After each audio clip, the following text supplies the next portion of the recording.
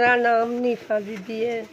किराए च रहनी है। मैं लोगों के घर का काम बहुत ही करती। भला मेरी बच्ची भी आने वाली है। लोगों के घरों के काम करके मैं रोटी पूरी करती हाँ, किराया देनी हाँ। मियाँ बीमार सी, ਉਹਦੇ गुर्दे बास ਹੁੰਦੇ ਸੀ। 6 महीने हो गए वो फौत हो गया वा।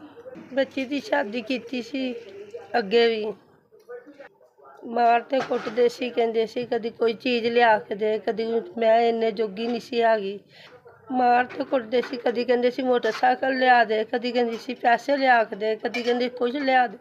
भला मैं गरीब बंदा सी, मेरे च इन्नी हिम्मत नहीं आ गई। ये दुख तो यदा प्यो है ना फौत हो गया वा। भाई ये मेरी बच्ची भी सीधी जी हैगी आ। हुण फिर ਇਹਦਾ रिश्ता हुण ਲੱਭਾ ही भाई। ਸਾਨੂੰ कुछ नहीं चाहिए, ਸਾਨੂੰ धी दे दो। उन्होंने कहा वा सानू मैं ਇਹਦਾ ਨਿਕਾਹ करना वा तो 15 ਜੀਆਂ ने आना। एतवार वाले दिन हथ बन के कहनी आ मेरी धी दा जड़ के घर ना पवे, अपने घर सुखी दवे रब इनू। मैं बहुत परेशान हाँ, मेरी बच्ची दा हो जाए। ये चाहनी है पुत्र अपने घर चल जावे। मेरी जिंदगी का कोई भरोसा नहीं हैगा। अपने घर धियां सुख मनन।